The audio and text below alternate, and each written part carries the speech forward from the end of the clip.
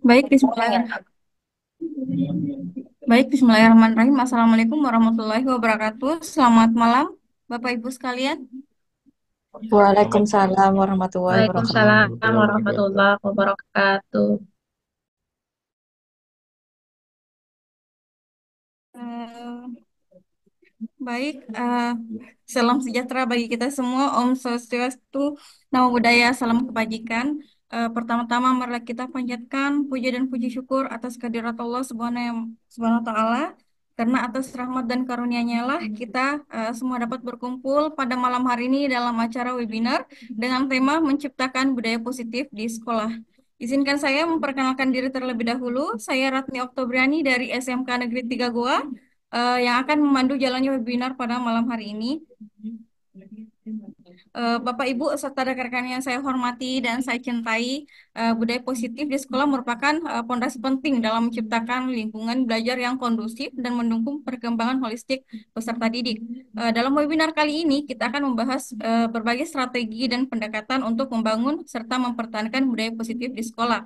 Tentunya kalau saya bilang budaya positif pasti Bapak Ibu sekalian sudah tidak asing lagi ya tentang budaya positif, apalagi baru-baru ini dengan ada maraknya PMM yang mana kita diarahkan untuk menyusun RHK dan salah satu eh, tema di PMM itu adalah menciptakan budaya positif di lingkungan sekolah. Nah, sangat sesuai dengan pembahasan kita pada malam hari ini.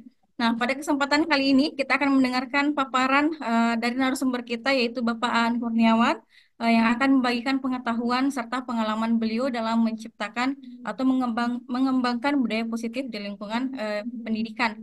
Sebelum kita mulai, saya ingin mengucapkan terima kasih kepada para peserta yang telah meluangkan waktunya pada malam hari ini. Tentunya kita tahu ya jam-jam seperti ini harusnya jam istirahat, tapi Bapak Ibu sekalian sudah mau berkenan bergabung dalam seminar kita pada malam hari ini. Tanpa berpanjang-panjang lagi, marilah kita mulai webinar ini dengan mengucapkan basmalah. Semoga diskusi kita pada malam hari ini dapat membawa manfaat besar bagi kita semua dalam upaya menciptakan budaya positif di sekolah. Baik, selanjutnya saya serahkan kepada Bapak Aan Kurniawan sebagai narasumber. Kepada Bapak dipersilakan. Ya, jadi Assalamualaikum warahmatullahi wabarakatuh. Waalaikumsalam Waalaikumsalam warahmatullahi wabarakatuh. Ya, jadi terima kasih telah bergabung. Adapun judul kegiatan kita hari ini seminar pendidikan menciptakan budaya positif di sekolah. Perkenalkan, nama saya Aan Kurniawan, guru dari SMK Negeri 2 Makassar. Kebetulan saya sekarang lagi pendidikan guru penggerak angkatan 10 dan saat ini juga posisinya sebagai penelaah aksi nyata di PMM. Selanjutnya, jadi agendanya ini ada saya bagi dua. Jadi agenda yang pertama itu kita membahas terkait disiplin positif dan nilai-nilai kebajikan universal. Kemudian teori motivasi, hukuman dan penghargaan, lalu restitusi, dan yang ketiga keyakinan kelas. Selanjutnya kita adakan tanya jawab. Setelah itu di bagian kedua kita membahas terkait kebutuhan dasar manusia dan dunia berkualitas, lalu restitusi, 5 posisi kontrol, dan yang terakhir segitiga restitusi. Ya, ini kita nonton dulu video sebagai awal pertemuan.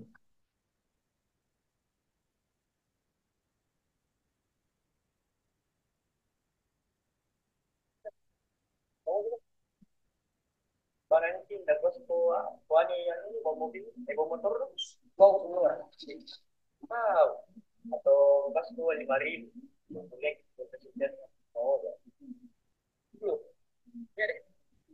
Udah kontak pulang itu. Nah, boleh. Apa? Nggak lucu nih? Belanjakan gue juga. Hah? Belum tampil videonya. Terus, sorry.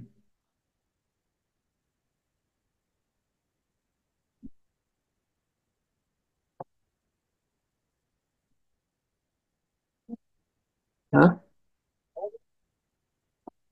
Paranting na gusto wani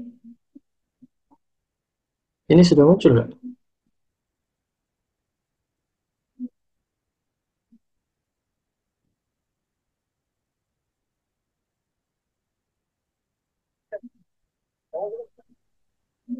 paranting na gusto wani yang bawa mobil, bawa motor kau dulu. Ini Ah, muncul Pak. Oke, dari suaranya.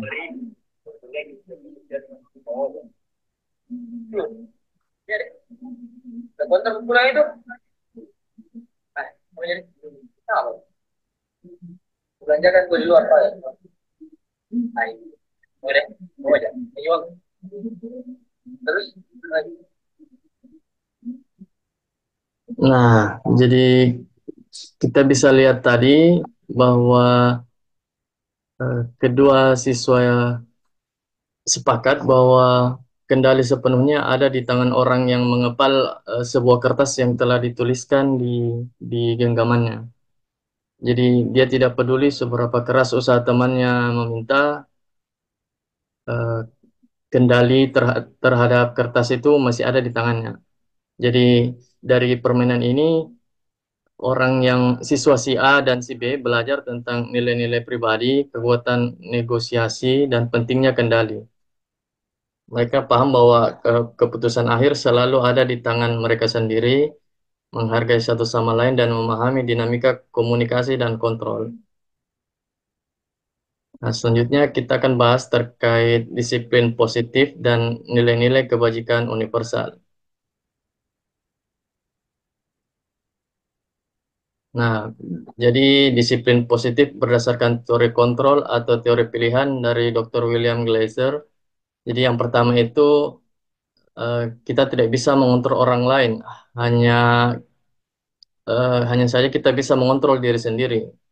Nah, kemudian turun ke bagian makna disiplin di mana belajar kontrol diri dengan menggali potensi kita agar tercapai tujuan mulia. Kemudian semua perilaku itu punya tujuan. Kemudian turun ke teori motivasi. Jadi motivasi di sini ada motivasi ekstrinsik dan intrinsik. Jadi teori motivasi untuk ekstrinsik ini untuk menghindari hukuman, yang kedua untuk mendapatkan imbalan, dan yang ketiga ini untuk menghargai diri sendiri. Turunlah ke motivasi intrinsiknya itu nilai-nilai kebajikan universal, yaitu berupa keyakinan kelas. Kemudian model berpikirnya, kemudian kita turun lagi, nanti kita bahas lebih detail lagi, ada terkait 5 posisi kontrol, kemudian ada segitiga restitusi, dan terakhir terkait kebutuhan dasar manusia. Nah, kita masuk di bagian disiplin. Jadi disiplin fokus pada pengembangan diri dan motivasi internal, jadi bukan hukuman. Jadi kalau eh, awalnya saya pikir kata disiplin ini identik dengan kata hukuman, tapi ketika dikaitkan dengan disiplin positif, dia berubah menjadi pengembangan diri ke siswanya. Kemudian tujuan pendidikan di sini dengan adanya disiplin, anak-anak belajar bertanggung jawab dan termotivasi secara intrinsik, jadi dari dalam. Jadi bertindak sesuai dengan nilai-nilai kebajikan universal. Ki Hajar Dewantara mengatakan disiplin di sini untuk mengendalikan diri sendiri. Disiplin membantu murid menjadi mandiri bukan hanya patuh pada perintah eksternal. Kemudian ada pendapat dari Diana Gosen di mana disiplin dari bahasa Latin disiplina berarti belajar. Disiplin diri untuk mengembangkan potensi dan mengikuti nilai-nilai yang dihargai. Di sini saya melampirkan di bagian kanan ada tata tertib pemakaian bengkel. Ini salah satu bentuk dasar.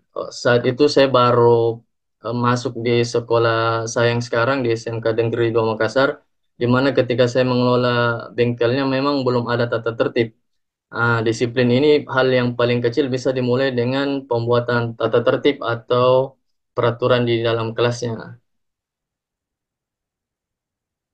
Nah, kemudian perubahan paradigma teori kontrol atau ilusi kontrol. Jadi, ilusi bahwa guru bisa mengontrol murid, ilusi bahwa kritik dan membuat orang merasa bersalah dapat menguatkan karakter, ilusi bahwa semua posisi efektif dan bermanfaat, ilusi bahwa orang dewasa memilih hak memiliki hak untuk memaksa itu hanya sebuah ilusi. Jadi siapa sesungguhnya yang memiliki kontrol? Jadi ketika ada stimulus respon yang hadir, jadi sebenarnya ada teori kontrolnya. Jadi ketika kita mencoba mengubah orang agar berpandangan sama dengan kita, berarti di sini teori kontrolnya kita kita berusaha memahami pandangan orang lain tentang dunia.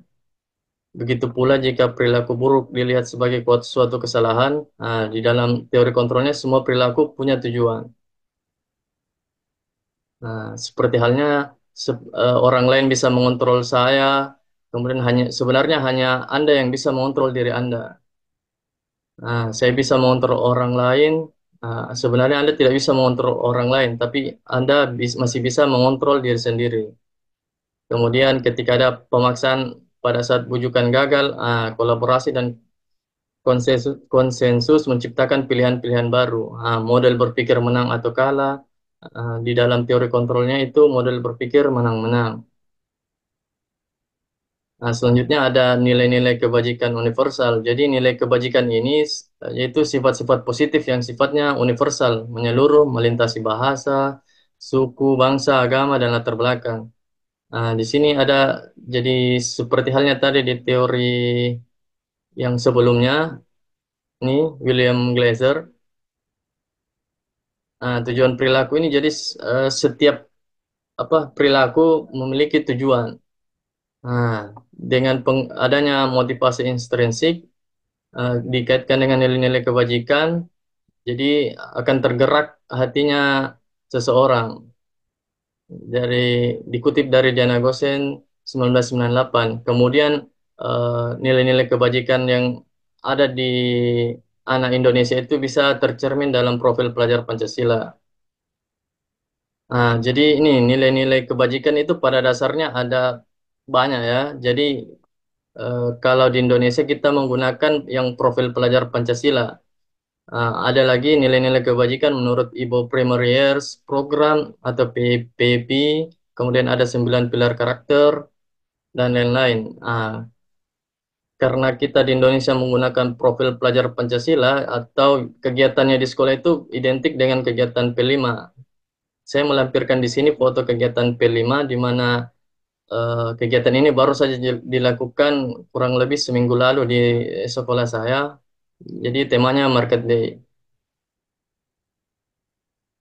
di mana siswa di sini antusiasmenya tinggi. Jadi kita juga mengundang siswa-siswa dari sekolah luar untuk datang dan hadir di acara Market Day.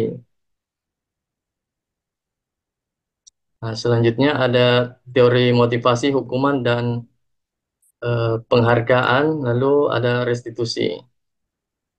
Dalam bukunya Diana Gosen, Restructuring School Discipline, menyatakan ada 3 motivasi perilaku manusia. Jadi yang pertama itu untuk menghindari ketidaknyamanan atau hukuman. Kemudian yang kedua untuk mendapatkan imbalan atau penghargaan dari orang lain. Kemudian untuk menjadi orang yang mereka inginkan dan menghargai diri sendiri dengan nilai-nilai yang dipercaya. Nah, jadi kalau di motivasi eksternalnya itu kita menghindari ketidaknyamanan atau hukuman. Jadi kalau misalnya ada siswa yang terlambat, kemudian motivasi eksternalnya itu, waduh dihukum ke ini kalau eh, terlambat. Kemudian masih muncul lagi, turun lagi lah ke tahap keduanya motivasi eksternalnya itu. Nah, kalau saya mungkin tepat waktu datang ke sekolah, ini yang terjadi ini. Ah, jadi yang paling tinggi levelnya di sini motivasi internalnya. Jadi inilah tujuan disiplin positif. Jadi sadar dari dalam dirinya sendiri. Nah, eh, secara definisi hukuman ini tindakan yang diambil untuk memberi sanksi atau pelanggaran. Hukuman ini sifatnya terencana, mendadak. Kadang-kadang juga hukuman ini diberikan secara mendadak. Lalu sifatnya hanya satu arah. Jadi kalau misalnya guru menghukum siswa itu kadang cuma satu arah.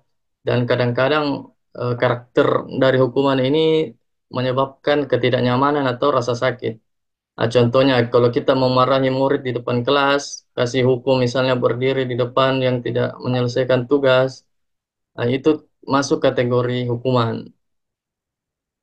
Nah, berbeda dengan konsekuensi, jadi konsekuensi ini sudah direncanakan atau disepakati bersama antara dua belah pihak, baik itu guru ataupun murid. Nah, jadi ini terjadi karena adanya pelanggaran. Kemudian karakter dari konsekuensi ini sudah jelas pasti membuat murid merasa tidak nyaman. Kemudian apa namanya, murid ini terlibat dalam proses konsekuensinya. Contohnya ketika ini kalau siswa kehilangan waktu bermain karena tidak selesaikan tugasnya, atau ketika dia istilahnya memukul atau merobek temannya, kita beri hukuman misalnya membersihkan kamar mandi di sekolah ataupun menyapu kelas setelah pulang. Nah, selanjutnya ada penghargaan. Jadi Alfikun dalam eh, karyanya Punished by Reward 1993 menyatakan bahwa hadiah sama destruktifnya dengan hukuman. Jadi penggunaan hadiah atau hukuman ini untuk mengontrol perilaku, menghancurkan potensi pembelajaran.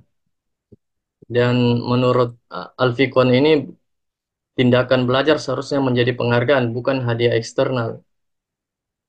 Jadi penghargaan ini bisa berupa jadi hukuman ya. Jadi yang pertama, pengaruh jangka panjangnya. Kemudian ada penghargaan tidak efektif, penghargaan merusak hubungan, penghargaan mengurangi ketepatan, penghargaan menurunkan kualitas, penghargaan mematikan kreativitas, penghargaan menghukum, motivasi dalam diri atau intrinsik. Nah, selanjutnya ada restitusi. Restitusi di sini adalah proses, jadi kita memperbaiki kesalahannya murid untuk memperkuat karakter dan mengembalikan mereka jadi lebih baik. Jadi karakter dari restitusi ini kita melibatkan muridnya. Jadi kita membantu mencari solusi untuk masalah mereka. Jadi di sini siswa jadi lebih baik. Jadi contohnya seperti seorang murid yang merusak buku perpustakaan. Nah, kita coba metode restitusi, jadi hasilnya kita jadi memperbaiki, mengarahkan siswa untuk mengganti atau memperbaiki buku tersebut dan menyadarkan bahwa penting untuk menjaga fasilitas umum. Nah, ciri-ciri dari restitusi tersebut itu ada 9. Yang pertama, bukan untuk menebus kesalahan, namun untuk belajar dari kesalahan. Kemudian memperbaiki hubungan. Jadi restitusi juga merupakan tawaran, bukan paksaan. Restitusi menuntun untuk melihat ke dalam diri, kemudian restitusi mencari kebutuhan dasar yang mendasari tindakan. Restitusi diri adalah cara yang paling baik. Restitusi fokus pada karakter, bukan tindakan. Jadi karakternya siswa yang dibentuk. Kemudian restitusi fokus pada solusi. Restitusi mengembalikan murid yang berbuat salah pada kelompoknya. Nah, ini perbedaan antara hukuman dan konsekuensi. Jadi kalau hukuman ini sesuatu yang menyakitkan harus terjadi. Nah, kalau jika bagian konsekuensinya itu ini harus terjadi. Nah, ini diambil dari eh, Restitution Diana Gosen di dalam karyanya The Five Position of Control. Nah, membuat anak sakit fisik maupun hati untuk jangka waktu yang lama. Jadi kalau konsekuensinya bisa diperpendek kalau kita pakai konsekuensi. Kalau kita pakai hukuman dia agak lama. Kemudian anak membenci kedisiplinan, itu masih hukuman. Kalau berbentuk konsekuensi ya anak menghargai disiplin. Kemudian kalau di hukuman kita memaksa, di konsekuensi stimulusnya berupa tanggapan. Kemudian di hukuman mendorong anak menyakiti diri sendiri. Nah, di konsekuensi mendorong anak agar mudah menyesuaikan diri. Kemudian hukuman konsep diri yang buruk, kemudian di konsekuensi konsep diri yang baik. Begitu selanjutnya. Kita lanjut.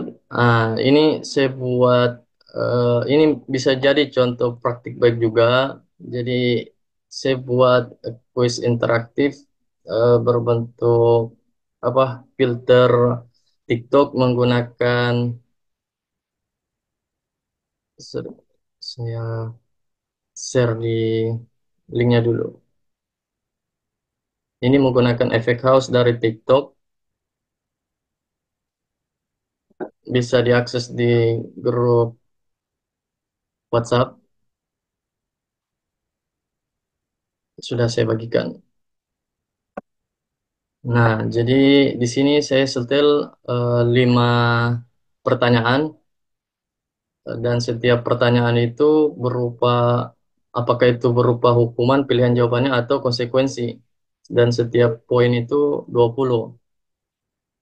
Sekarang saya juga lagi mengembangkan ini berupa apa soal untuk asesmen diagnostik.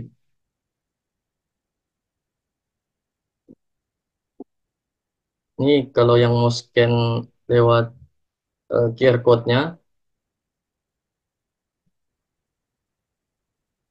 mungkin sebentar bisa diakses. Nah, selanjut eh, sampai di sini saya lihat dulu keyakinan kelas.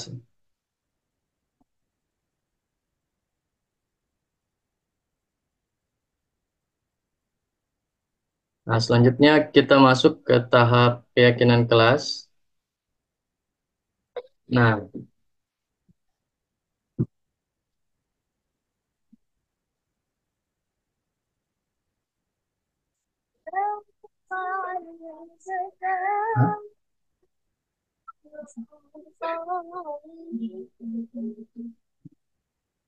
di sini terkait keyakinan kelas.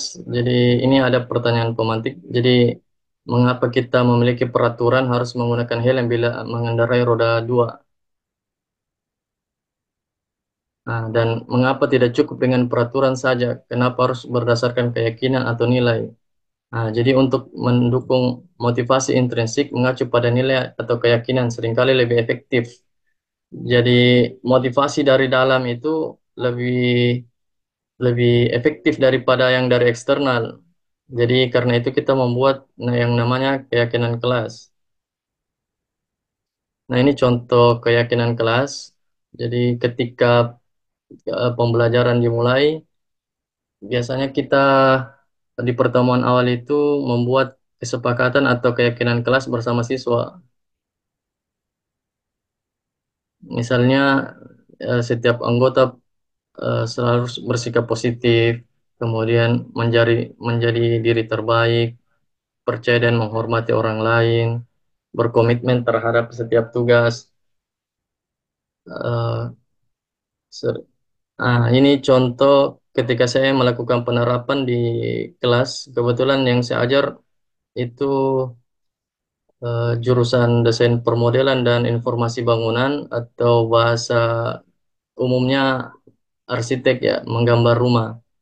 Jadi di dalam kelas saya mencoba menerapkan, jadi di dalam keyakinan kelas ini terdapat juga ada materi di dalam PMM di topik pembelajaran mandiri terkait keyakinan kelas. Nah, jadi kita bersama-sama dengan siswa membuat keyakinan kelas atau kesepakatan kelas. Misalnya hasilnya itu handphone, karena saya di sekolah saya apalagi di laboratorium belum bisa digunakan karena fasilitasnya belum cukup maksimal. Jadi kita kadang menggunakan fasilitas internet dari HP masing-masing. Kemudian membayar uang kelas, kemudian wajib membawa laptop saat belajar. Nah, kemudian ada umpan balik dari peserta didik.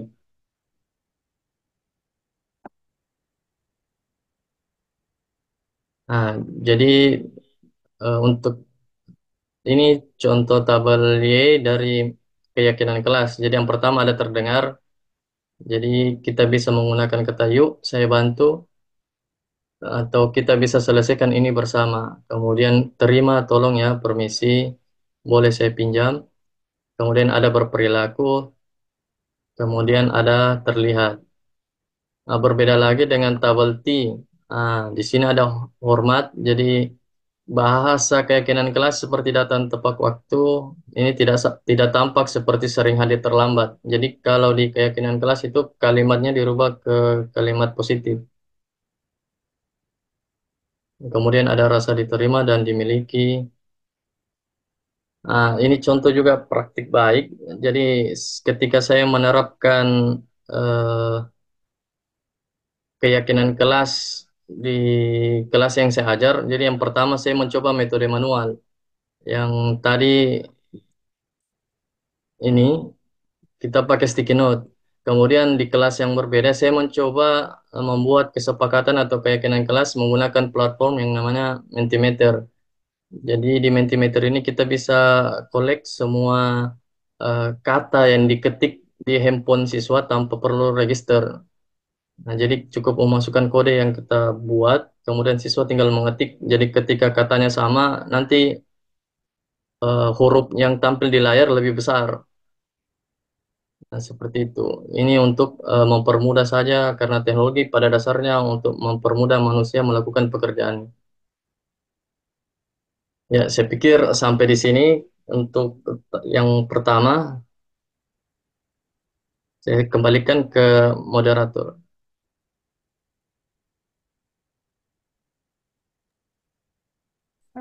Baik, itulah tadi pemaparan dari Bapak Aan Kurniawan tentang apa sih itu budaya positif, apa keyakinan kelas. Jadi di sini juga saya mencoba menjelaskan ya sedikit perbedaan keyakinan kelas dengan peraturan kelas. Pasti di antara Bapak Ibu sekalian ada yang masih bingung. Apa sih itu keyakinan kelas? Apa bedanya keyakinan kelas dengan peraturan kelas gitu kan? Jadi kalau dari peraturan kelas itu sendiri yang biasa kita gunakan dulu ya waktu sekolah rata-rata menggunakan peraturan kelas yang di mana kayak eh, jagalah kebersihan, datang 5 menit di awal, kayak ada kata-kata seru, kata-kata apa ya, menegaskan bahwa kita harus mengikuti peraturan itu. Sementara saat ini eh, di mana kita sudah zaman sudah berubah, dari peraturan kelas kita beranjak ke keyakinan kelas, di mana keyakinan kelas itu disusun secara eh, apa yang kita yakini bersama, bukan bahwa keyakinan kelas berasal dari gurunya sendiri, tapi keyakinan kelas itu berasal dari siswanya sendiri, seperti itu. Baik, sampai di sini Bapak Ibu ada yang ingin ditanyakan atau ingin memberikan masukan, dipersilahkan.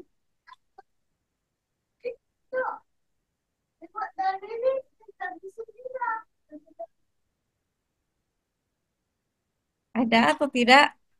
Oh, Pak Ainun, tadi ada Pak Ainun kah? Belum, Tadi Bu, saya sempat belum. chat sama Pak Ainun. Nggak jadi, nggak jadi. Sudah diterangkan tadi sama Bu nih tentang perbedaan peraturan kelas sama apa tadi keyakinan kelas. Keyakinan kelas. Oh iya. Iya, Jadi tadi Pak Ai cuma sekedar ingin apa? Ingin tahu ya perbedaan antara keyakinan kelas dengan peraturan kelas.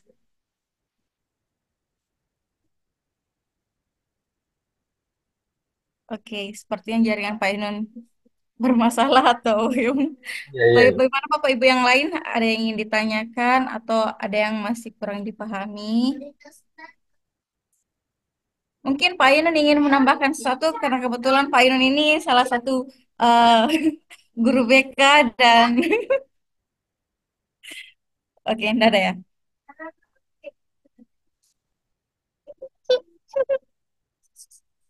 Oke, kalau enggak ada pertanyaan atau enggak ada masukan, mungkin kita bisa lanjut ya ke materi selanjutnya. Bagaimana Bapak Ibu, masih semangat? Semangat. Masih semangat. Masih semangat ya Bapak Ibu. Semangat, Masih. semangat. Oke, kita tes-tes vokal dulu. Takutnya yang off cam ini sudah pada tidur ya. Oke, kalau memang tidak ada yang ditanyakan, saya kembalikan lagi kepada Bapak untuk membawakan materi selanjutnya. Ada Bapak dipersilahkan. Itu karena demam. Kan Ya, coba terima ini ya. kasih Bu. Jadi kita lanjut di bagian materi selanjutnya itu kebutuhan dasar manusia dan dunia berkualitas. Jadi sebelumnya kita belajar terkait disiplin positif, kemudian teori dari motivasi, hukuman, kemudian ada restitusi, dan penghargaan, dan terakhir ada keyakinan kelas. Jadi selanjutnya kita masuk di kebutuhan dasar manusia.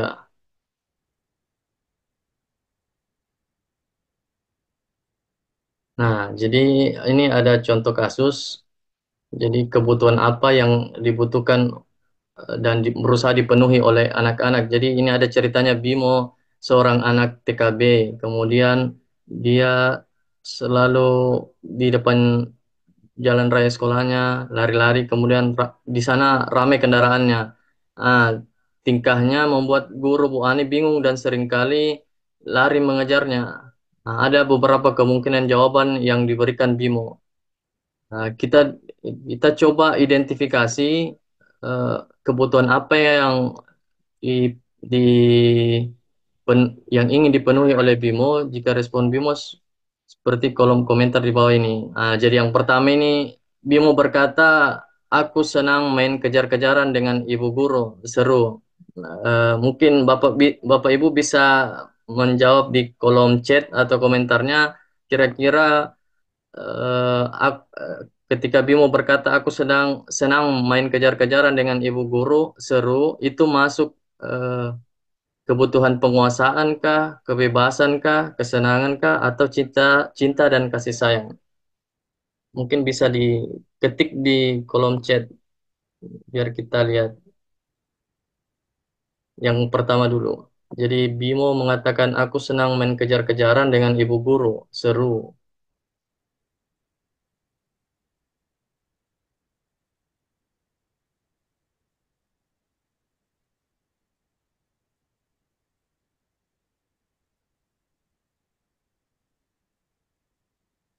Ya, ada yang menjawab. Pak Abdurrahim dari Bantaing menjawab kesenangan, Pak Ainun menjawab kebebasan, kasih sayang, kemudian Pak Indar menjawab kebebasan, kemudian kesenangan. Nah, kita pause dulu, kita biar buat agak seru, penasaran di belakang ya. Jadi selanjutnya pertanyaan kedua, Bimo berkata, aku hebat kan? Bisa bikin ibu guru kejar aku? Ketika Bimo berkata aku hebat, berarti ini masuk yang ingin dipenuhi Bimo. Apakah dia penguasaan, kebebasan, kesenangan, atau cinta dan kasih sayang? Ini sudah mulai merepotkan gurunya. Silahkan dijawab di kolom chat. Ada yang jawab kebebasan, penguasaan, kemudian ya rata-rata menjawab penguasaan dan kebebasan. Nah, selanjutnya di eh, kata ketiga, Bimo berkata, aku bosan belajar mewarnai terus di dalam kelas. Nah, dia sudah mulai bosan belajar mewarnai dalam kelas. Ini masuk eh, ketika kita identifikasi apa yang dibutuhkan oleh Bimo sebenarnya di apa pernyataan ketiga ini. Apakah penguasaan, kebebasan, kesenangan, atau cinta dan kasih sayang? Silakan diketik kembali di kolom komentar.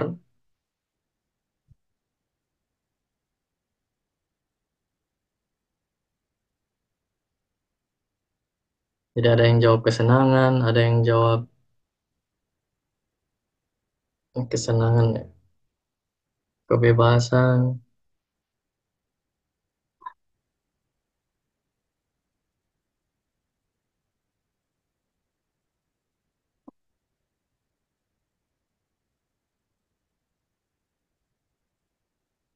Ini Ibu Ratnawia jawab kebebasan, kemudian Pak Mujarasak jawab kesenangan. Oke, kita lanjut. Jadi ini jawabannya. Nah, jadi ketika Bimo mengatakan aku senang main kejar-kejaran dengan ibu guru seru, berarti kebutuhan yang ingin dipenuhi yang pertama ini adalah kesenangan. Dia senang main kejar-kejaran sama ibu gurunya. Kemudian yang kedua, Bimo berkata, aku hebat kan, bisa bikin ibu guru kejar aku. Ini masuk kebutuhan penguasaan. Dan yang ketiga, aku bosan belajar mewarnai terus di dalam kelas. Jadi ketika kita identifikasi, ternyata si Bimo ini ingin dipenuhi kebebasannya.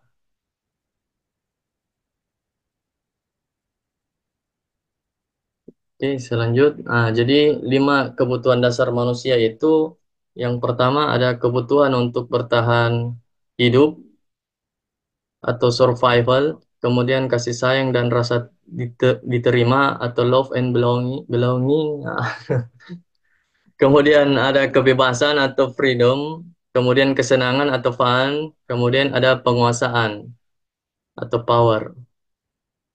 Jadi ini kebutuhan dasar yang apabila salah satunya tidak terpenuhi, biasanya contoh kasus siswa ada yang keluar masuk kelas, kemudian ada yang bertingkah aneh di kelas seperti itu. Nah, selanjutnya untuk dunia yang berkualitas. Jadi kata dunia berkualitas di sini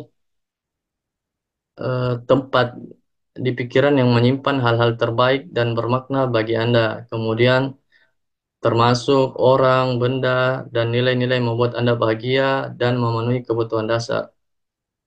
Unik dan personal, tidak perlu mempertimbangkan standar masyarakat. Jadi dunia berkualitas di sini ini dari kita. Jadi menurut Dr. William Glasser juga dunia berkualitas di sini seperti album foto, hal-hal signifikan dalam hidup Anda. Jadi guru dapat membantu murid memasukkan hal bermakna dan nilai kebajikan ke dalam dunia berkualitas mereka melalui interaksi yang memberdayakan. Nah, selanjutnya kita masuk ke restitusi atau 5 posisi kontrol. Nah, ini agak agak panjang sedikit ya. Jadi ada 5 posisi kontrol. Yang pertama itu ada penghukum, kemudian ada pembuat orang merasa bersalah, yang ketiga ada posisi teman, kemudian ada posisi pemantau, dan terakhir ada manajer. Nah, ketika guru di bagian motivasi guru berbuat, jadi ketika di dalam posisi penghukum, jadi di sini guru itu menghardik, menunjuk-nunjuk, menyakiti, menyindir, nah, itu masuk kategori penghukum. Ini contoh katanya, kalau kamu tidak melakukan ini, saya akan hukum kamu berdiri di lapangan upacara selama 1 jam. Atau hormat di lapangan upacara, mengangkat kaki ketika tidak mengerjakan tugas di kelas, angkat kaki kamu, misalnya seperti itu. Hasilnya siswa jadi memberontak, jadi dendam. Aduh, kita disiksa lagi sama guru ini. Kemudian di posisi yang lain, di sampingnya, ini masih kategorinya negatif. Kalau penghukum sama pembuat orang merasa bersalah ini masuk kategori negatif. Jadi ketika guru ceramah, tunjuk kecewa, saya kecewa sama kau. Nah, saya kasih kepercayaan, ternyata kemarin kau janji mau selesaikan tugas misalnya, tapi tidak dikerjakan. Ini sudah menunjukkan kekecewaan. Kemudian hasilnya siswa jadi sering menyembunyikan, menyangkal, berbohong. Nah, pada posisi kontrol yang lain ini ada yang positif. Jadi sebagai posisi teman dan pemantau. Kalau posisi teman, apa guru membuat alasan untuk muridnya. Nah, misalnya kalau apa yang biasa saya coba lakukan di bengkel, misalnya menyuruh siswa untuk membersihkan bengkel, eh, bisa bantu Bapak nak bersihkan bengkel karena luas kita kerja rame-rame. Nah, itu juga kita buat alasan-alasan. Akhirnya siswanya jadi ketergantungan. Nah, kalau kita menggunakan posisi pemantau, di sini kita mulai eh, ada dasar dasar apa mengatakan sesuatu. Jadi Misalnya siswa masuk ke dalam kasusnya masuk belajar di bengkel saya, jadi saya tanya peraturan masuk bengkelnya harus pakai baju praktek atau baju bengkel misalnya. Nah, jadi alhasil siswa em, menyesuaikan jika diawasi. Jadi kalau dia tidak diawasi, dia lolos, dia merasa merdeka. Nah, kemudian di posisi terakhir ada manajer. Nah, di sini di posisi manajer ini guru mengajukan pertanyaan-pertanyaan, baik itu terkait nilai-nilai, kemudian kita yakini, kemudian membantu mencarikan solusi. Nah, di posisi manajer ini istilahnya posisi yang paling pas, tapi bukan berarti posisi yang lain juga tidak pas. Itu tergantung situasinya. Nah, hasil dari eh, posisi manajer ini mampu menguatkan watak atau karakter siswa. Nah, alhasil kalau di bagian penghukum tadi, murid jika dia murid berkata saya tidak peduli. Nah, hasilnya murid jadi mengulangi kesalahannya berulang kali. Alhasil murid kita jadi lebih agresif. Mungkin tidak lama lagi eh, ada beberapa kasus sebelumnya bisa jadi siswa eh, apa merusak kendaraannya misalnya gurunya dan lain-lain. Nah, kemudian di bagian pembuat orang merasa bersalah, maafkan saya. Nah, ketika murid mengatakan maafkan saya Pak, di sini murid merasa rendah dirinya, merasa gagal dan tidak berharga. Nah, ketika kita berposisi sebagai teman, ketika eh, ini ini juga banyak eh, saya gunakan di sekolah karena kondisinya seperti itu. Jadi ketika ada siswa berkata, Pak, eh, saya pikir ini Pak. Jadi saya mempermudah prosesnya agar siswa lebih enak sharingnya ke kita ketika ada problem. Kadang saya menggunakan posisi sebagai teman, kadang pemantau, kadang manajer, kadang juga saya menggunakan posisi penghukum kalau sudah agak lelah sedikit. Kemudian apa? Ketika kita menggunakan posisi teman, murid jadi tergantung, jadi tidak mandiri. Apa-apa minta dibantu sama kita. Kemudian ketika posisinya pemantau, jadi murid ini apa berharap ada, ada apa yang bisa dia dapat begitu. Kemudian ketika di manajer, murid jadi lebih paham, dia bisa mencari solusinya sendiri, seperti itu. Nah, di sini ada 1 sampai 5. Mungkin kita bisa mengevaluasi diri masing-masing, bisa diketikkan di kolom chat. Jadi, ketika berada di rumah, kita menggunakan posisi yang mana? Dan ketika di tempat kerja atau di sekolah, kita menggunakan posisi nomor berapa? Nah, mungkin bisa di kolom chat ya.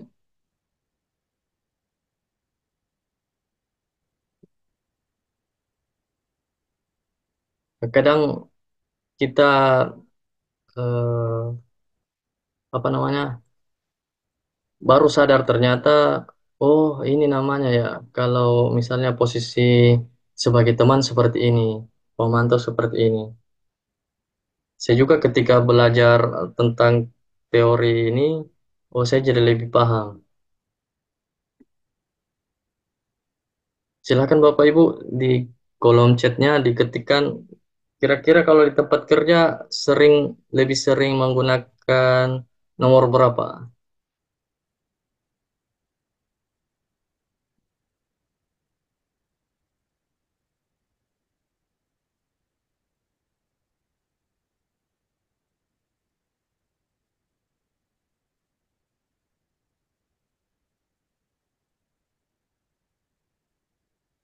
Oh ya, ini Ibu Risma sudah ada menjawab. Yang pertama itu 3 dan 4 ya.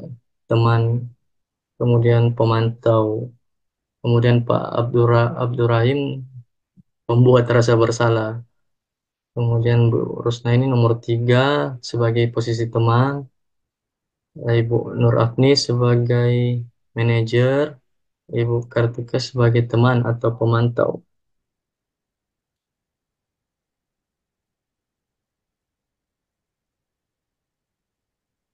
Ya, betul sekali.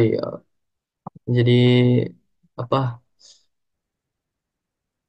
Ini penggunaan posisi ini disesuaikan dengan kondisi. Ya, terima kasih Bapak Ibu sudah menjawab di kolom chatnya. Saya lanjut. Ya, topik selanjutnya itu ada segitiga restitusi.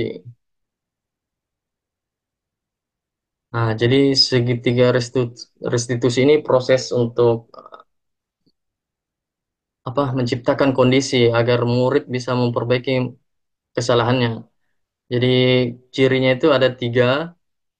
Jadi dalam praktiknya itu yang pertama ada kategori menstabilkan identitas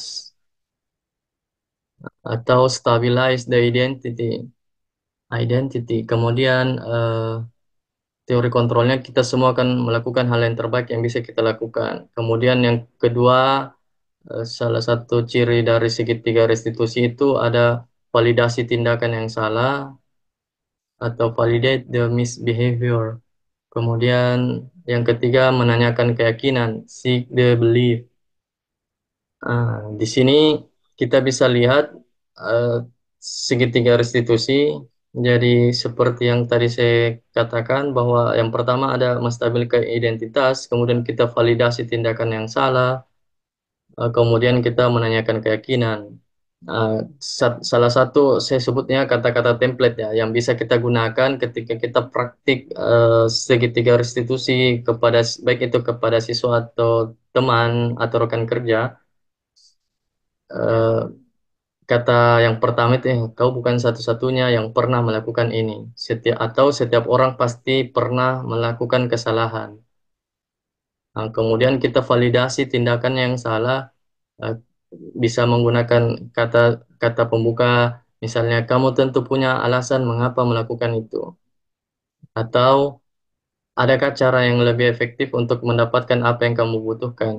Nah, yang terakhir kita mencoba menanyakan keyakinan kelas apa yang telah kita sepakati. Kamu ingin menjadi orang yang seperti apa? Nah, ini contoh video.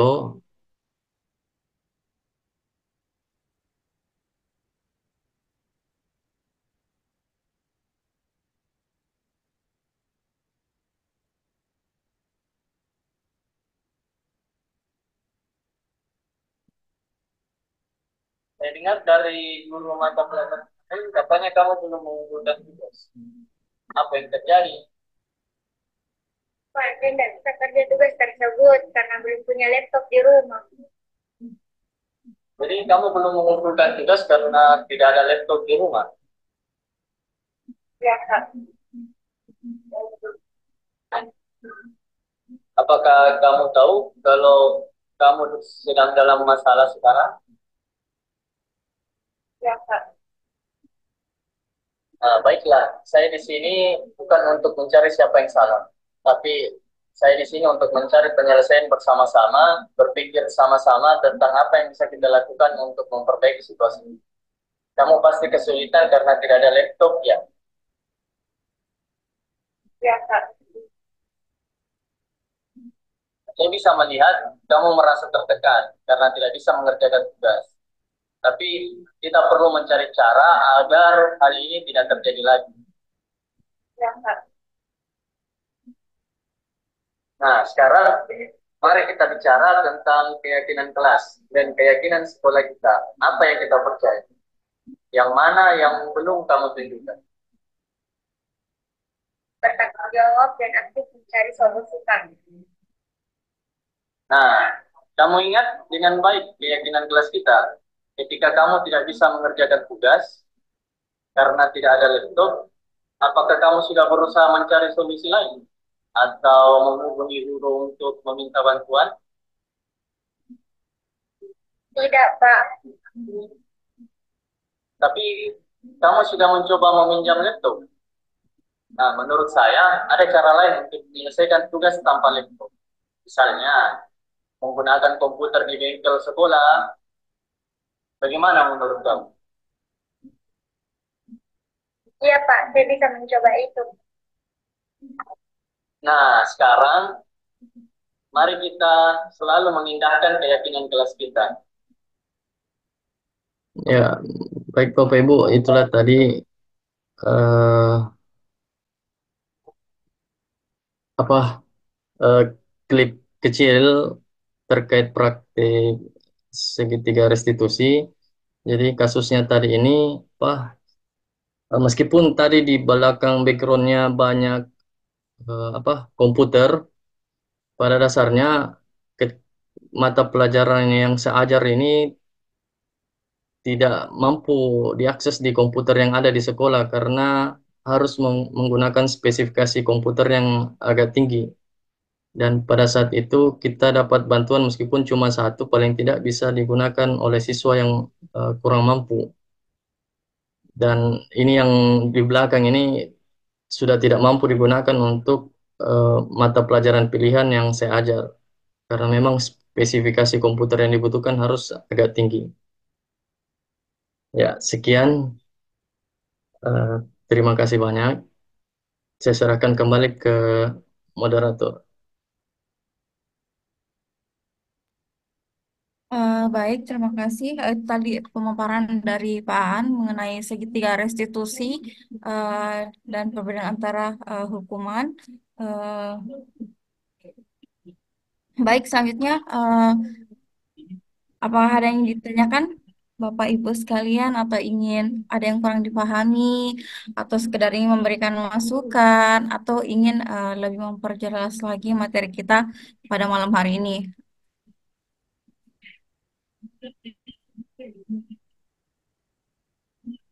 Oke, Pak Ainun silahkan. Ya, terima kasih atas kesempatannya. Eh, saya ingin bertanya sedikit terkait restitusi. Eh, Kapan kan restitusi ini kita lakukan ketika ada suatu persoalan yang dihadapi oleh siswa, atau misalnya ada siswa yang melakukan hal yang tidak positif begitu. Nah, kapan eh, apakah proses restitusi ini harus terus dilakukan? Misalnya ada siswa yang berulang kali melakukan kesalahan atau pelanggaran-pelanggaran, apakah ini proses restitusi itu harus terus kita lakukan atau sampai kapan batasan restitusi itu eh, sebaiknya kita tidak lakukan lagi kepada anak tersebut. Misalnya ada satu anak ini melakukan pelanggaran berkali-kali dan kita lakukan terus restitusi. Nah, ternyata setelah restitusi pertama itu tidak ada perubahan. Ternyata dia lakukan lagi pelanggaran berikutnya.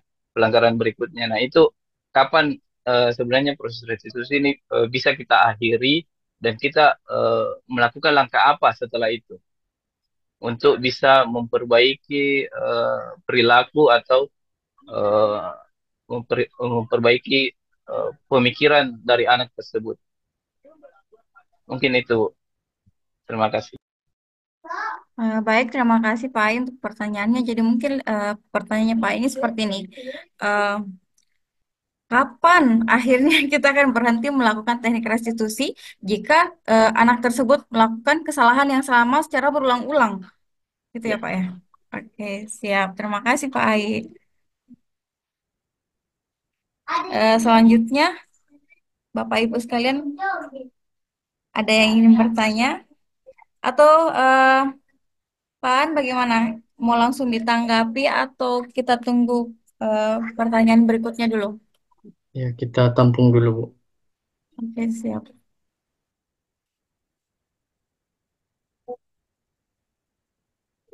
Bagaimana Bapak Ibu? Atau mungkin ada yang masih bingung tentang apa sih itu segitiga restitusi? Eh, atau apa sih seperti apa sih ketika kita bertindak sebagai seorang manajer, sebagai penghukum, sebagai seorang teman. Bisa Bapak Ibu sekalian pertanyakan di sini gitu ya.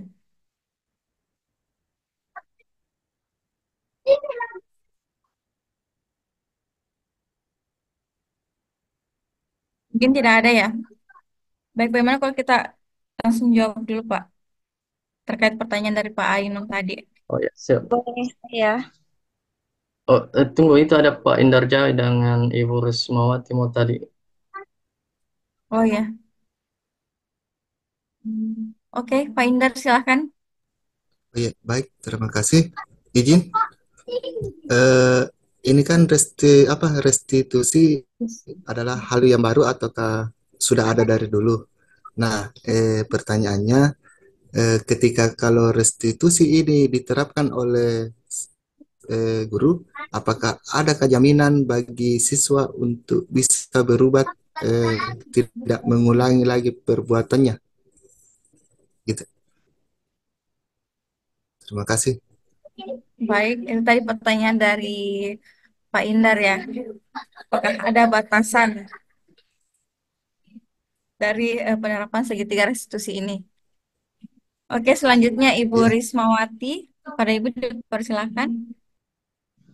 Baik, terima kasih atas kesempatan yang diberikan. Mohon maaf sebelumnya saya tidak menyalakan kamera. Em, Pertanyaan saya terkait segitiga restitusi itu, misalnya kita sudah memberikan kesempatan untuk peserta didik itu mengikuti aturan yang sudah kita sama-sama sepakati di dalam kelas. Akan tetapi seiring berjalannya waktu, hal itu terus berulang lah. Mungkin dalam satu semester berjalan kan biasanya kita mengajar di satu kelas yang sama itu, peraturan dari sekolah ya. Saya tidak tahu kalau sekolah lain. Kalau di sekolah yang pernah saya ajar itu dalam dua semester itu kita terus yang ngajarkan ya. Nah, otomatis di situ kita mengenali peserta didik kita mulai dari latar belakangnya, kebiasaan belajar, minat bakat, potensi dan seterusnya itu kita kenali.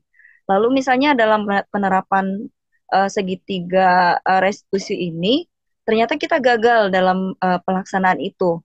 Kira-kira dalam solusi untuk em, apa ya, yang bisa kita berikan sebagai option kedua kepada peserta didik itu apa gitu sehingga peserta didik dapat mengikuti pembelajaran kita dengan baik.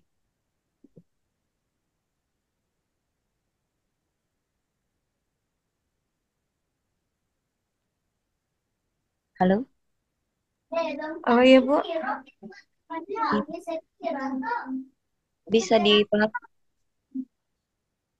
mohon maaf Bu. Bagaimana Pak An? Karena kalau di sini jaringan saya agak putus-putus. Ya, sudah dengar, Bu. Oh Ah, iya yes, baik. baik. Terima kasih banyak atas kesempatannya. Saya kembalikan kepada moderator. Baik, terima kasih Bu.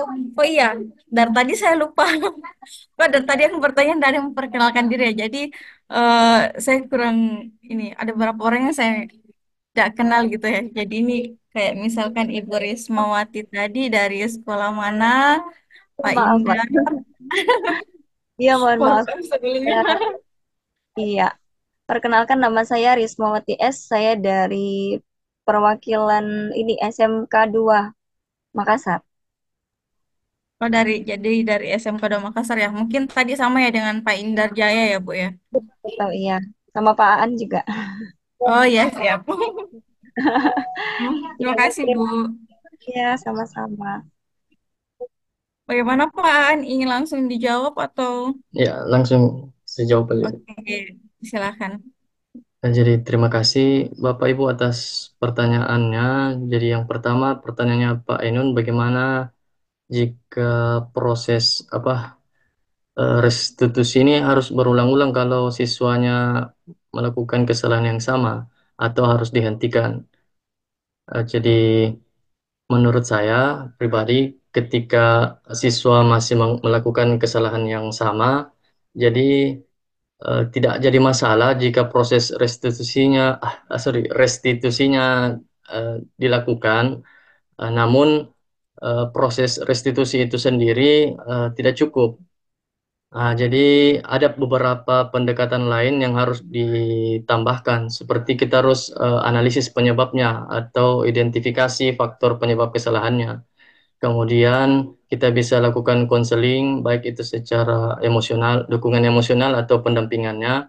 Kemudian kita beri lagi pendekatan seperti pendidikan karakter atau mengajarkan nilai-nilai positif. Kemudian kita coba kalau misalnya sering terjadi di kelas, kita coba ubah atau modifikasi lingkungannya, baik itu settingan kelasnya kah atau strateginya dalam belajar pengajar. Sorry, kalau kita gurunya berarti kita ubah strategi pengajarannya. Kemudian entah itu pendekatan seperti pembelajarannya dirubah lebih interaktif, ditingkatkan lagi keterlibatan siswa. Kemudian kita juga bisa melakukan pendekatan seperti tambahan seperti penguatan positif kayak memberikan pujian seperti itu atau penghargaan untuk perilakunya yang sudah baik. Kemudian kita yang terakhir, pendekatan terakhir bisa kita gabungkan serta libatkan juga orang tua. Jadi kita ajak juga orang tua berpartisipasi dalam proses perbaikan karakternya ini siswa yang berulang-ulang terus. Seperti itu. Jadi kita bisa kombinasikan pendekatan lain, Pak. Siap, Bagaimana, siap. Pak? Iya, Mana Pak Ai? masih. Iya, Baik, terima kasih. Selanjutnya pertanyaan kedua dari Pak Indar Jaya. Jadi segitiga restitusi ini sudah ada sejak lama, namun penerapannya dalam konteks pendidikan yang modern atau kayak yang sekarang ini dimodernisasi seperti itu. Tapi prinsip dasarnya tetap memperbaiki atau mengembalikan situasi yang rusak akibat kesalahan atau perilaku buruk dari siswa. Nah, kemudian apa tadi ya? Yang apakah ada jaminan bahwa siswa tidak mengulangi perbuatannya? Nah, jadi ketika melakukan segitiga restitusi, jadi tidak ada jaminan mutlak bahwa siswa tidak mengulangi perbuatannya, meskipun proses restitusi itu sendiri sudah dilakukan. Namun eh, baiknya eh, ketika restitusi ini dilakukan, ini kita bisa membantu siswa memahami dampak dari tindakan yang telah dilakukan ataupun memperbaiki kesalahan. Namun untuk keberhasilan proses segitiga restitusi itu sendiri ada beberapa faktor yang berpengaruh terhadap keberhasilannya yang seperti yang pertama itu kayak tergantung lagi pemahaman sama kesadarannya siswa. Sejauh mana dia bisa sadar sama tindakannya, kemudian memperbaiki kesalahannya, kemudian juga faktor konsistennya kita sama dukungan. Jadi siswa juga butuh dukungan dari gurunya, termasuk orang tuanya, seperti itu. Kemudian kita bisa ada juga faktor bisa kita beri pendekatan tambahan seperti konseling BK, pendidikan karakter atau penguatan positifnya. Dan terakhir kita bisa tambahkan faktor terakhir itu terkait lingkungan belajarnya. Apakah itu kita ubah lingkungannya supaya dia mendukung, kemudian kita motivasi siswa terus untuk berperilaku baik. Seperti itu. Bagaimana Pak Indah? Bagaimana Pak Indar? Baik, ya, siap. Ya, dipahami. Baik, terima kasih. Selanjutnya mungkin pertanyaan Ibu apa tadi ya? Ibu Rismawati. Eh, Tadi pertanyaannya kalau mohon dibenarkan kalau saya salah. Jadi terkait eh, kejadian atau kesalahan yang berulang-ulang. Kemudian ketika apakah restitusi ini tidak efektif? Kalau saya lihat itu sudah masuk proses coaching klinik ya. Jadi kita lebih ke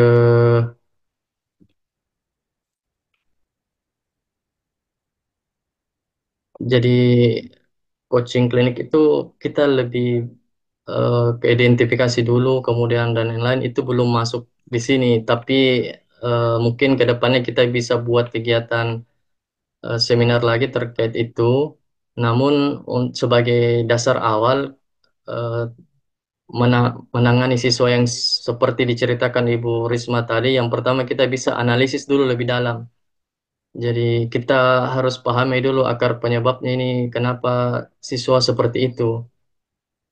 Jadi mungkin kita bisa pertimbangkan kayak faktor emosionalnya, kemudian sosial dengan lingkungannya, terus kira-kira apa yang mempengaruhi itu. Kemudian kita evaluasi, lalu kita coba lakukan pendekatan. Dan kemudian eh, kita bisa beri dukungan secara emosional dan kita bisa kolaborasi langsung dengan orang tuanya kalau memang dibutuhkan. Lalu kita beri penguatan dalam pendidikan karakter ataupun hal-hal positif. Kemudian kita bisa juga kalau masih belum menemukan titik jawabannya, kita masih bisa apa sama-sama sharing ke guru, siapa tahu kita dapatkan feedback yang konstruktif. Jadi kita saling bantu dalam satu sekolah seperti itu.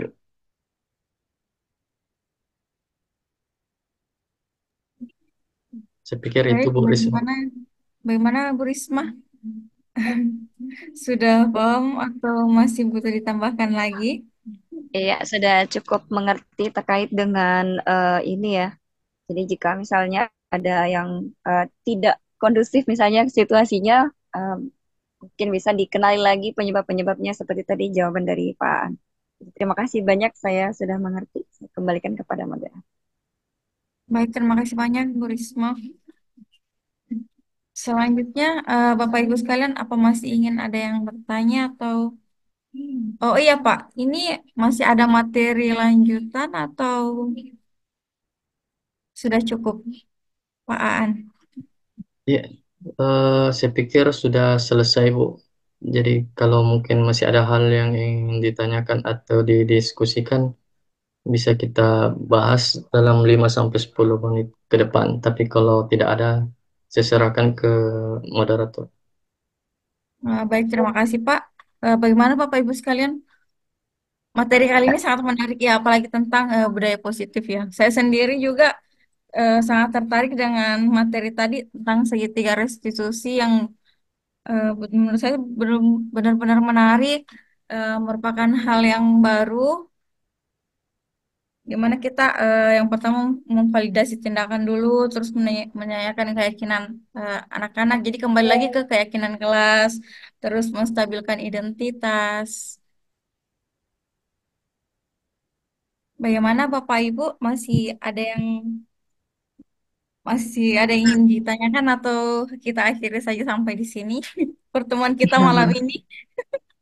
Boleh bertanya, Ibu? Oh ya, boleh silahkan Ibu Iriani ya. Mohon maaf.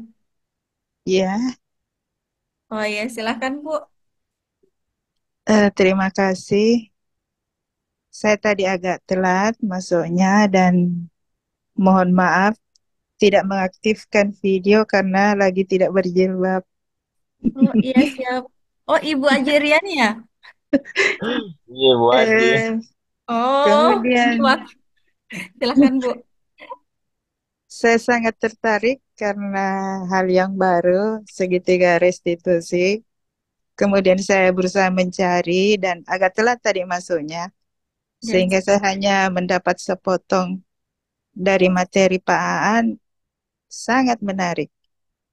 Dari sekian banyak saya mengikuti kegiatan webinar online ini sangat menarik karena langsung kita hadapi sehari-hari siswa kita.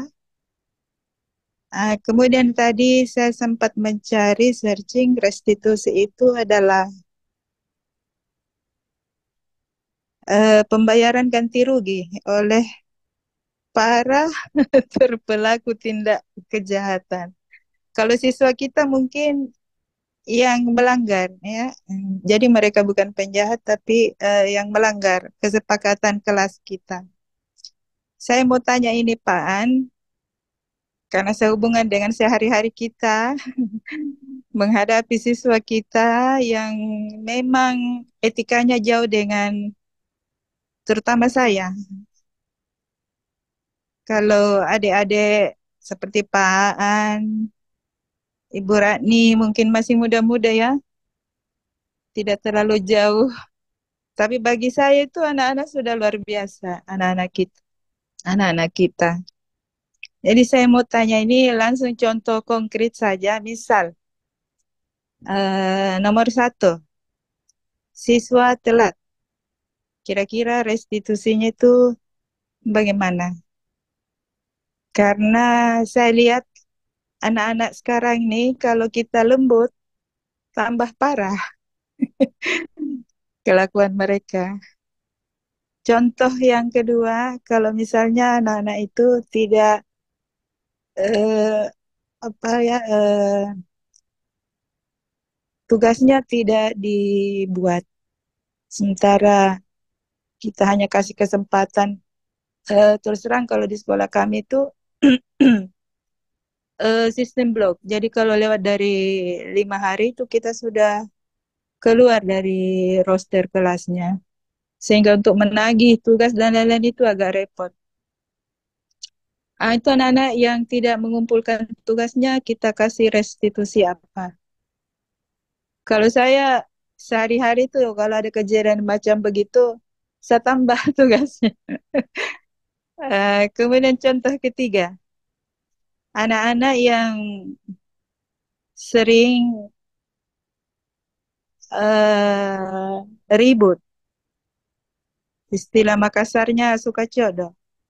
Kita belum selesai menjelaskan, dia sudah bereaksi dengan berbagai, apakah dengan bersuara, merespon, anak yang sangat aktif. Nah, bagaimana restitusinya 3 contoh tersebut, Pak? Makasih. Baik, terima kasih untuk pertanyaannya Ibu Aji. Eh, saya perkenalkan kembali Ibu Aji Ariani. Ini adalah kebetulan wakaf kurikulum di sekolah saya di SMK Negeri 3 Gua. Terima kasih banyak sudah bergabung. Bagaimana Pak Aan terkait pertanyaan Ibu Haji Ir tentang 3 hal tadi, bagaimana penanganan eh, atau penerapan segitiga restitusi ini dalam berbagai konteks permasalahan yang dihadapi Ibu Haji Ir tadi. Misalkan mungkin yang pertama, bagaimana merealisasikan atau menerapkan restitusi pada saat kepada anak-anak yang eh, agak malas ya Bu ya, kumpul tugas karena kebetulan di sekolah kami itu kan menggunakan sistem blok yang dimana seminggu itu misalkan gini, mata pelajaran matematika eh, selama seminggu itu harus selesai eh, materi 1 semester gitu. Nah, terkadang dalam 1 minggu ini ada anak-anak yang mungkin berhalangan hadir atau apa terjadi kadang tugasnya itu terkendala di situ gitu. Terlambat dikumpulkan bahkan sampai batas waktu yang diberikan pun tugasnya masih belum dikumpulkan. Nah, untuk yang kedua bagaimana cara menangani anak-anak yang aktif di dalam kelas, yang kinestetik ya. Eh, Dia anak yang kinestetik yang tidak mau diam, maunya bicara terus walaupun tidak diberi izin untuk bicara. Mungkin seperti itu Pak Aan. Bagaimana? Mau langsung dijawab atau kita tunggu yang Ya, lain dulu? saya langsung saja, Bu. Oh ya, silahkan. Jadi terima kasih Bu Aji Riani dari pertanyaannya. Jadi saya mencoba menjawab yang pertama itu sepertinya Bu apa terkait siswa yang terlambat ya. Nah, jadi ketika siswa yang terlambat pada dasarnya begini Bu, apa proses segitiga restitusi ini pada dasarnya cuma satu Bu, dan stepnya itu ada 3. Nah, yang pertama kita stabilkan dulu identitasnya. Kita buat ini siswa apa? Kita stabilkan kayak tidak merasa ditekan, jangan ditekan. Kemudian yang kedua kita validasi tindakan yang mana yang salah. Kemudian kita tanyakan keyakinannya untuk tahapan yang ketiga. Namun ketika penerapannya, ketika kita baru menerapkan atau belajar penerapan segitiga restitusi ini kadang memang terbalik-balik. Dan bagaimana kalau siswanya, maksudnya tadi siswanya terlambat ya. Jadi yang pertama tadi kita stabilkan dulu identitasnya. Jadi bisa kita ajukan pertanyaan untuk stabilkan identitasnya. Jadi pertama kan biasanya kita ketemu siswa kita tanya, "Wih, saya perhatikan kamu terlambat datang ke kelas hari ini. Apa yang terjadi?" Nah, kemudian kita coba kita gali, kemudian kita stabilkan identitasnya, kemudian kita masuk ke tahap kedua itu validasi tindakan yang salah. Contohnya misalnya eh, bagaimana menurutmu keterlambatan kalau terlambat hari ini di kelas kira-kira mempengaruhi kelas dan pembelajaranmu tidak? Nah, kemudian masuk ke tahap ketiga kita tanyakan keyakinan. Kira-kira keyakinan kelas mana atau peraturan sekolah mana yang eh, dilanggar. Nah, pada dasarnya semua proses restitusi menggunakan tiga tahapan yang menstabilkan identitas, validasi, kemudian menanyakan keyakinan. Nah, kemudian sama kasusnya kalau apa tadi yang kedua ya? Terlambat kumpul tugas ya. Nah, pertama kita tetap melakukan yang namanya menstabilkan identitas kembali, Bu. Saya perhatikan kemarin misalnya siswa A, eh, kamu terlambat kumpulkan tugas ya. Nah, apa yang terjadi? Kita tanya lebih detail. Kemudian, iya, saya juga pernah seperti itu. Begini. Kemudian selanjutnya kita masuk ke tahap kedua lagi, validasi tindakan yang salah. Eh, contoh per, eh, kas- Contohnya seperti ini. Misalnya, kira-kira apa yang bisa kamu lakukan agar tidak terlambat mengumpulkan tugas minggu depan misalnya. Nah, kemudian masuk ke tahapan yang ketiga, keyakinan. Kita tanyakan lagi kesepakatan kelas mana yang kamu langgar seperti ini. Kemudian kita bantu carikan solusi. Biasanya juga kadang siswa bisa, alangkah lebih baiknya kalau siswa bisa menemukan solusinya sendiri. Nah, kemudian ketika dia berada di problem yang terakhir itu apa yang sering ribut di kelas ya. Nah, jadi kalau ribut di kelas kalau saya sarankan sih jangan ditegur di depan umum, Bu. Jadi nanti diajak ke ruang guru, kemudian kita cerita sama-sama. Nah, kemudian misalnya pertanyaan untuk menstabilkan dulu identitas. Saya perhatikan tadi di kelas kamu bikin ribut. Apa yang membuatmu ribut? Nah, seperti itu. Kemudian kita masuk ke tahapan selanjutnya lagi validasi tindakan yang salah tadi. Kira-kira keributan yang tadi dibuat mempengaruhi teman-temanmu ketika belajar atau terganggu dalam belajar. Kemudian kita di tahapan yang ketiga itu menanyakan keyakinan. Jadi kira-kira keyakinan mana yang dilanggar, kemudian kita bantu eh, jangan bersikap seperti menekan siswa juga, Bu. Jadi bagaimana pembawaannya supaya siswa merasa nyaman diajak komunikasi. Saya pikir itu, Bu. Saya kembalikan ke Ibu Aji. Baik, bagaimana Bu Aji? Jadi untuk penerapan segitiga restitusi ini sebenarnya cuman ada eh, satu apa ya satu konsep ya Bu. Cuman stepnya itu langkah-langkahnya mungkin ada tiga. Yang mungkin yang pertama itu menstabilkan identitas, kayak mungkin mereka dibuat supaya tidak merasa bersalah. Kayak tadi kita kembali ke materi, eh, jangan pernah menjadi seorang yang membuat anak-anak itu menjadi merasa bersalah gitu. Ayolah kita menjadi seorang guru yang menjadi teman, seakan-akan kita menjadi teman gitu.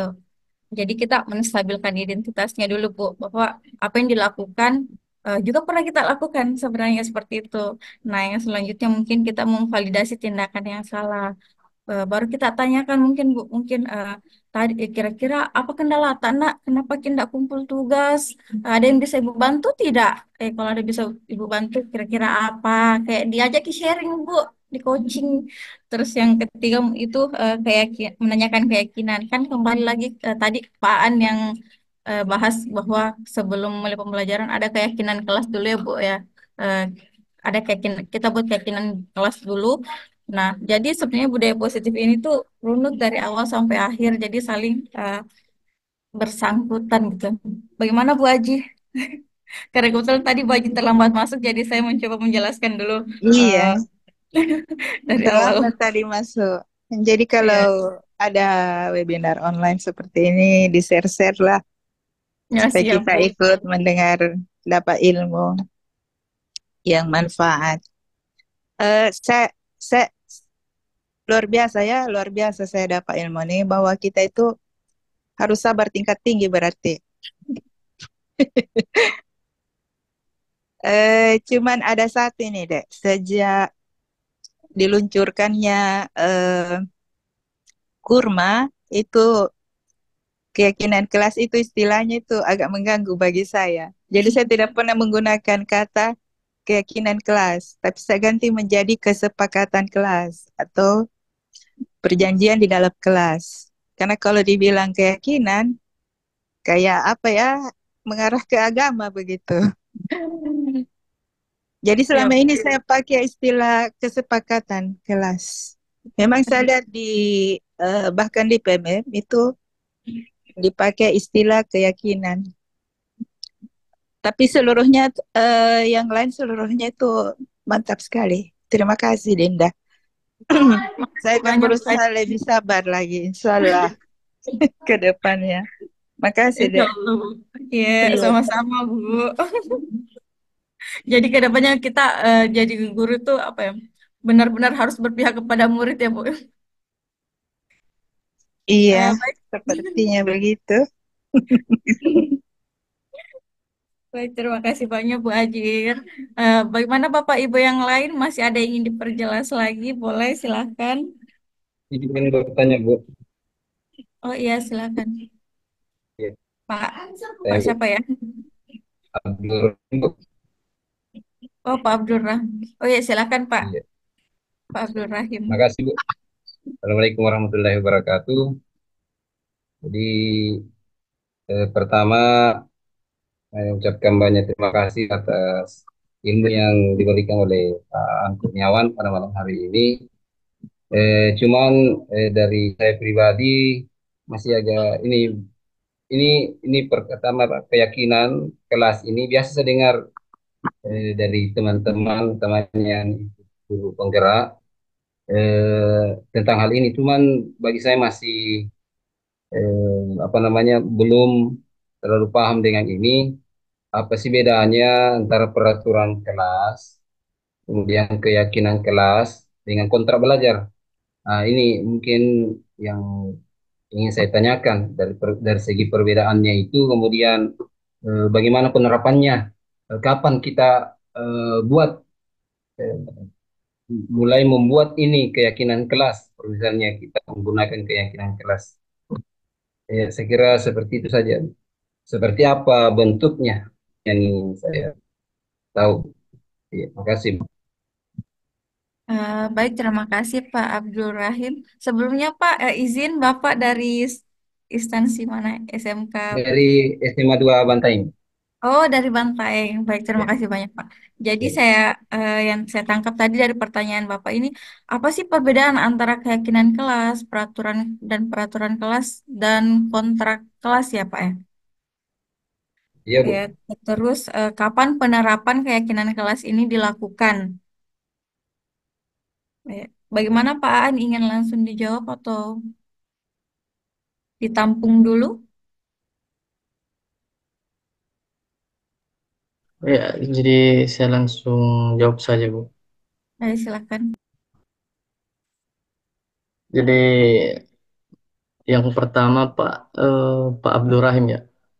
Jadi terkait keyakinan kelas, kemudian ada lagi peraturan kelas, kemudian ada lagi kontrak belajar. Jadi kalau dari eh, pertama itu keyakinan kelas. Jadi kalau keyakinan kelas ini eh, kita buat keyakinan ini untuk menciptakan lingkungan positif di kelas, Pak. Jadi semua elemen maksudnya secara kolaboratif antara guru dan siswa. Biasanya dilakukan di penerapannya di awal tahun ajaran di dalam kelas. Kemudian dia lebih umum dan bisa dipahami dan dihormati di seluruh di elemen di dalam kelasnya. Seperti kayak menghormati satu sama lain, itu keyakinan kelas, Pak, atau berperan berpartisipasi aktif dalam pembelajaran. Nah, kemudian peraturan kelas, kalau peraturan kelas ini dia berupa aturan yang sifatnya spesifik mengatur siswa. Ini tujuannya supaya pembelajaran lebih tertib proses belajar mengajarnya. Eh, Ketika peraturan kelas dibuat, ini biasanya dibuat oleh guru, namun tetap bisa menerima masukan dari siswa. Nah, untuk penerapannya juga bisa ditetapkan di awal tahun, eh, namun ketika misalnya ada kebutuhan, misalnya ada yang ingin ditambahkan tiba-tiba itu bisa diatur, disesuaikan, karena tujuannya memang untuk kelancaran di dalam kelas. Sedangkan untuk kontrak belajar itu kalau bahasa Inggrisnya learning contract ya. Jadi kesepakatan tertulis dia antara guru dengan siswa. Nah, jadi di situ ada apa terkait baik itu terkait pembelajaran ataupun perilakunya siswa. Nah, itu juga ketika dibuat itu diskusi antara guru dengan siswa. Nah, kadang-kadang juga kita melibatkan orang tua kalau sudah ada tindakan-tindakan tertentu. Kemudian ketika apa penerapannya itu kadang di situasi-situasi khusus, baik itu ketika siswa sudah melakukan tindakan-tindakan yang buruk atau perilaku yang buruk, kemudian kalau butuh mungkin kita bisa gunakan kontrak belajar kalau kita mau capai tujuan belajar tertentu. Seperti itu, Pak. Jadi ketika kita lihat keyakinan kelas itu bisa dibuat di awal tahun ajaran atau ketika kita mengajar di kelas yang baru. Kemudian kalau peraturan kelas bisa juga dibuat di tahun ajaran baru atau sesuai dengan kebutuhan. Karena bisa saja misalnya kayak di lab saya, misalnya wajib membawa laptop. Karena kita buat aturan baru karena komputer belum mampu digunakan untuk mata pelajaran saya. Kemudian kontra belajar penerapannya pada situasi tertentu yang khusus, misalnya untuk ketika ada apa problem dengan siswanya, kemudian kita buat kontrak belajar dan lain-lain. Saya pikir seperti itu, Pak. Baik, itu tadi pemaparan dari Pak Aan mengenai pertanyaan Pak Abdul Rahim. Bagaimana Pak? Bisa dipahami atau butuh ditambahkan lagi? Iya, sudah dipahami. Terima kasih. Baik, terima kasih banyak Pak. Sekarang sudah pukul 9 9.30. Eh, Masih ada yang ingin eh, bertanya atau ingin memperjelas sesuatu sebelum kita mengakhiri pertemuan kita pada malam hari ini? Oke, sepertinya sudah ini ya, sudah tidak ada lagi. Eh, Kalaupun mungkin ke depannya Bapak Ibu ada yang ingin dipertanyakan atau ada yang masih kurang dipahami, itu boleh ditanyakan langsung ke Pak Aan atau melalui WA apa grup WA ya yang dibentuk tadi. Jadi insya Allah kami akan meluangkan waktu untuk menjawab pertanyaan Bapak Ibu sekalian. Eh, Mari kita sama-sama belajar, sama-sama menjadi guru yang benar-benar berpihak kepada murid, eh, mencoba hal-hal yang baru, lebih inovasi lagi, lebih kreatif lagi. Dan terima kasih banyak Bapak Ibu atas partisipasinya pada malam hari ini. Eh, dan terima kasih juga untuk pemaparan materi dari Pak An tentang disiplin budaya positif yang ada di sekolah. Gitu. Baik, saya akhiri pertemuan kita pada malam hari ini. Wassalamualaikum warahmatullahi wabarakatuh. Waalaikumsalam Waalaikumsalam warahmatullahi wabarakatuh. Salam bahagia untuk kita semua. Selamat beristirahat. Salam. Semoga mimpi indah. Terima kasih Bapak Ibu. Amin. Terima kasih banyak Bapak Ibu. Makasih Bu, makasih Pak. Terima kasih. Kasih.